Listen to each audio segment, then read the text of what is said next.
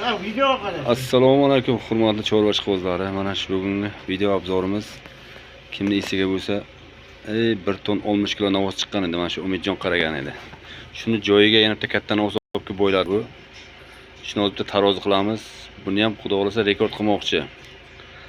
Tonnadan ziyod qilmoqchi, boqmoqchi. Bitta yechib chiqargan endi Umid. Akmal aka chiqaring qani. Umid. Bir tonnadan ziyod qilasanmi endi? Xudo xolasa. Ay yasha. Xudo xolasa qilamiz. 1 ton 60 kilo qilgan edi u navozda. Shu bolacha qaragan edi.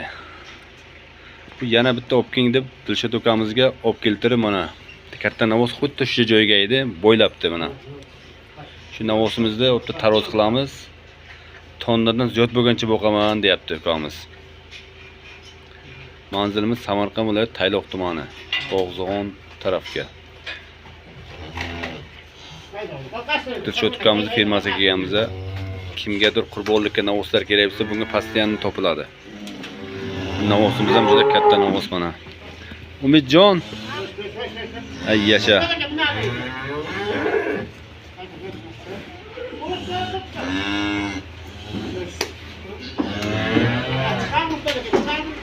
Hayda qasdan. Mana qayer.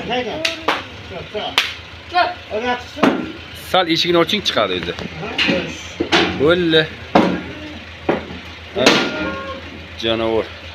826 kilo. 24 kilo to'xtadi. Xo'sh, to'xtang. Kim qo'l tegizga yo'g'an 23 kilo ekan.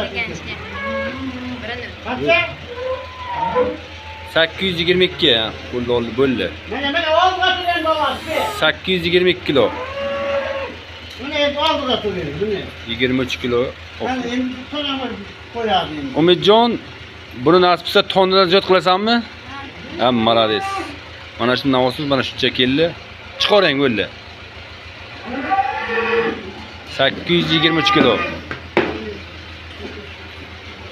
1,5 tonna bo'lsin loyim, rekord bo'lsin.